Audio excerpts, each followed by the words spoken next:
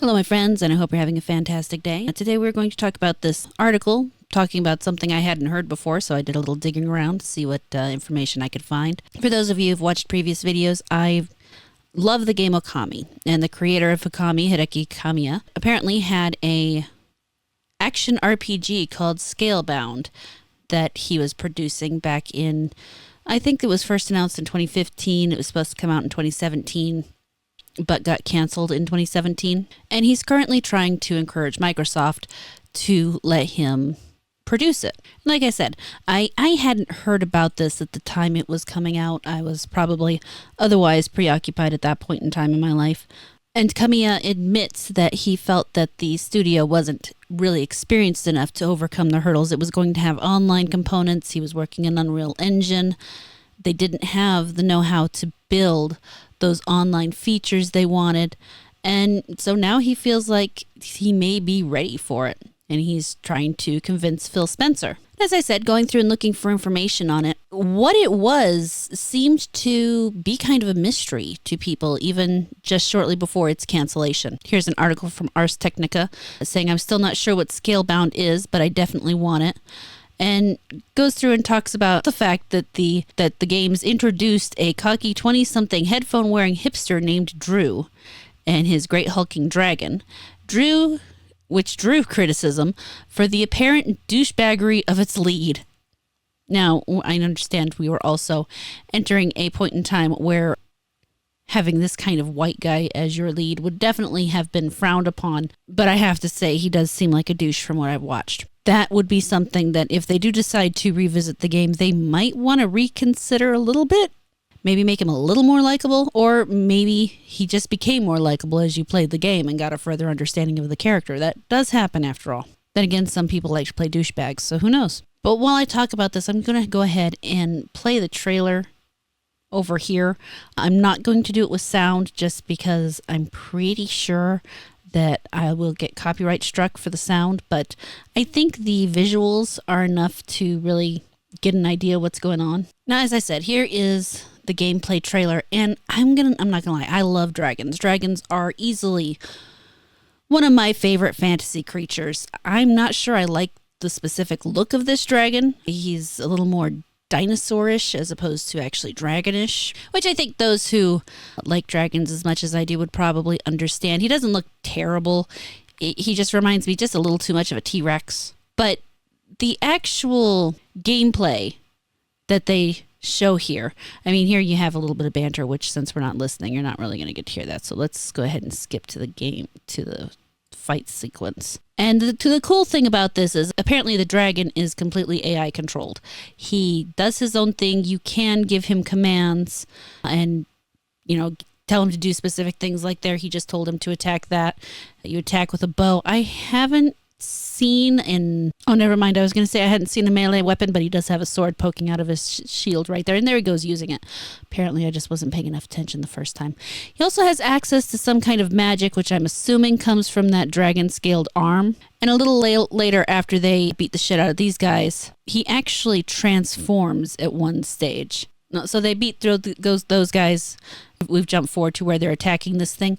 And this does have, and it'll show up a little more in the secondary trailer, a very kind of Monster Hunter-esque feeling to me, where I will admit I've only played Monster Hunter a very little bit and mostly watched sheep play it. But you do have that feeling of attacking these creatures at a grander scale and beating the shit out of them through various skills. And there you go. You see, there's that transformation I was talking about, which I would be interested to see how that works with the rest of the mechanics in the game. As it stands, it does look, it looked interesting. Something about it feels a little not as impactful as I would like. And really, when I show you the next trailer, I feel like that shows up a little more, and let's just go ahead and do that because the rest of this doesn't really matter. So here we start a large boss battle. You also will see as the screen moves, for example, here you have characters who are very obviously controlled by other player characters.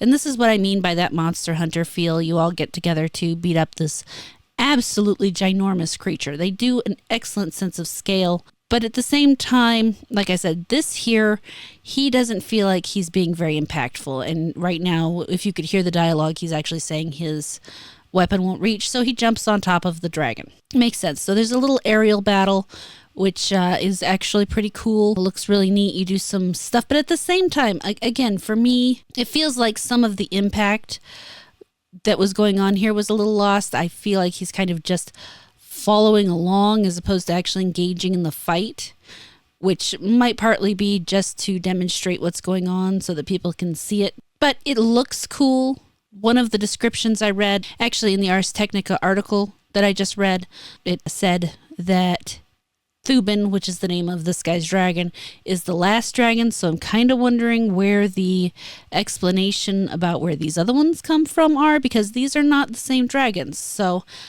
there must be some kind of multiplayer mode where you can maybe design your character a dragon or something, because that would be the only thing that would make sense. To this point, it gets a little confusing. Like that article said, they don't know what the game is. There really wasn't, that I could find, a full description of the actual gameplay. So it's really hard to judge. It feels very MMO-like in this moment. Of course, we saw the first one where it was very action RPG single-player focused. And is this just an online mode?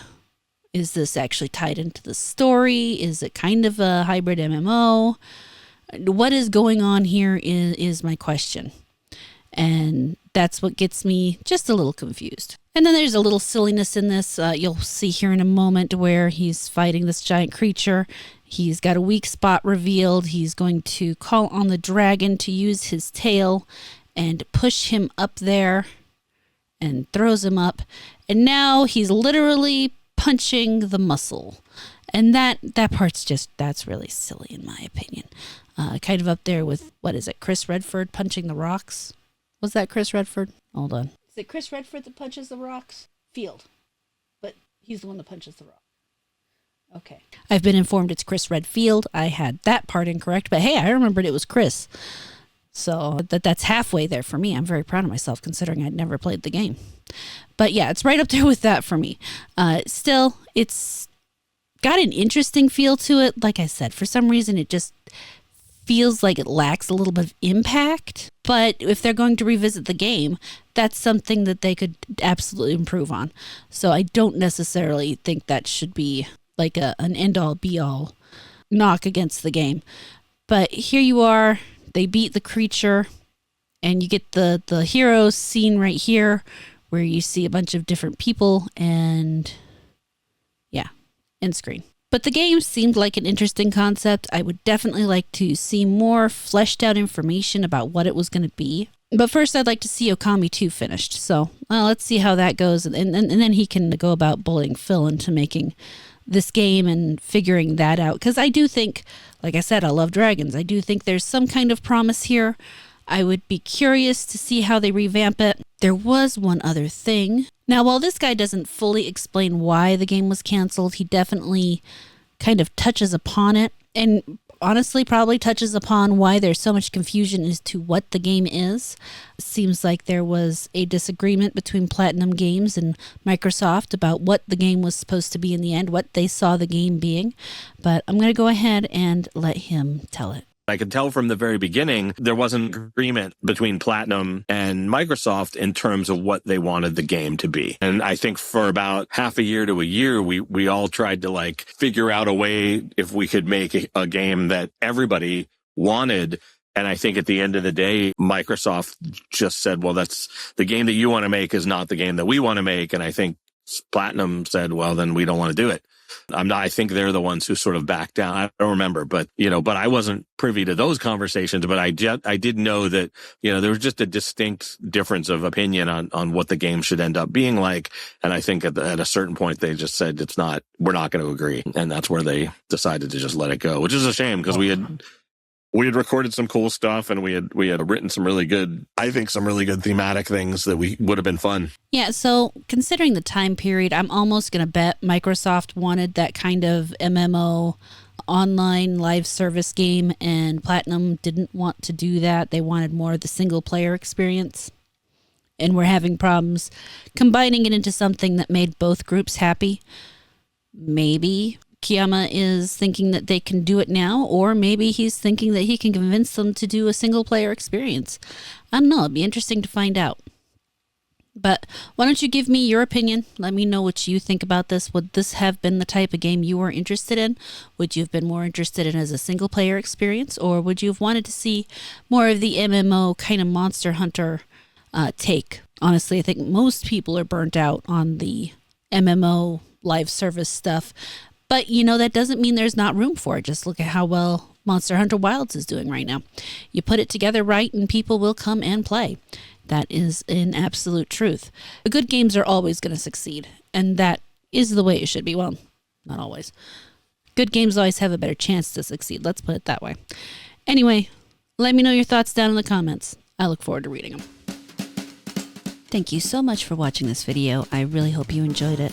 Please like, comment, subscribe, and turn on the notifications. If you really liked it, you can feel free to share it around, and I will catch you later.